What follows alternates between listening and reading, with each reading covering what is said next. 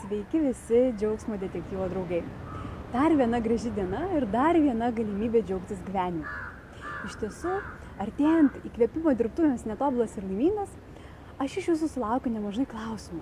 Ir vienas iš jų, sakyčiau, netgi dominuojantis klausimas yra apie tai kaipgi Inga, manęs klausia žmonės, visgi mylėti save, kai tiksliai žinai, kad esi netobulas, kai aiškiai žinai, kad yra dar daug savybių, kurias nori savyje tobulinti. Ir čia aš noriu pasidalinti su jumis vieną praktiką, kurią jūs galite padaryti ir dabar, ar tai šiandien vakare namie. Ir ta praktika, manau, gali padėti jums labiau pradėti orientuoti savo gyvenimą į savo talentus ir teigiamas savybės, nei nuolat prisiminti ir eskaluoti tas vietas, kurias jūs laikote savo trūkumais. Iš tiesų, ta praktika yra labai paprasta. Kad ją atlikti, tai reikia turėti baltą popieriaus lapą ir tušinuką. Taigi, praktika susideda iš tokių žingsnių. Pasimkite baltą popieriaus lapą, tušinuką ir pirmiausia, popieriaus lapą perskirstykite į dvi dalis. Tiesiog perbraižkite per pusę. Ir vienoje iš šių dalių, tai yra kairioji pusėje, surašykite visas jūsų nuomonė neigiamas savybės, kurias jūs turite.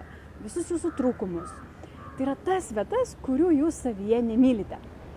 Kai pabaigsite daryti šią dalį, būtent kairėje pusėje, tada dešinėje lapo pusėje surašykite visus jūsų nuomonę, jūsų nuostabius talentus, gebėjimus, jūsų tas nuostabes vietas, už ką jūs manot, kad mylit pats save ir už ką manot, kad jūs myli kiti žmonės.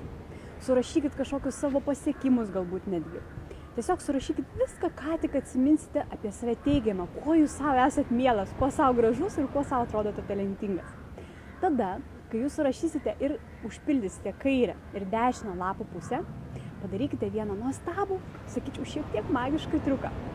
Paimkite ir perplėškite tą popierių per pusę. Tai yra padalinkite lygiai dvi dalis, tai yra į kairę pusę ir į dešinę pusę, kad jūsų rankose atsirastų dvi lapo pusės. Ir žinot, ką tada padarykite?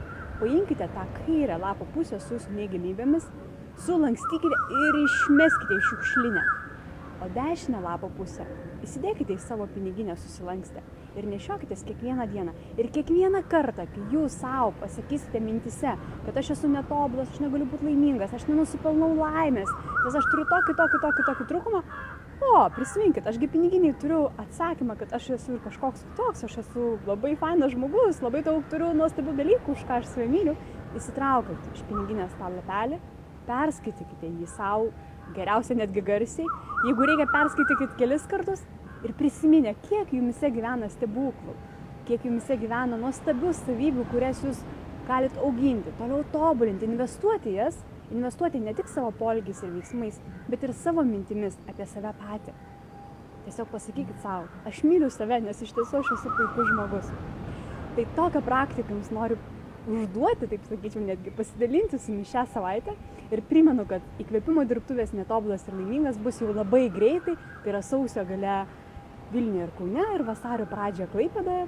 O jums dar vis siunčiu linkėjimus iš Keralos, Indijos ir aišku, su tais linkėjimais siunčiu daug saulės, kuri taip pat gyvena jūsų viduje. Geros dienos, gero likusio laiko. Ačiū.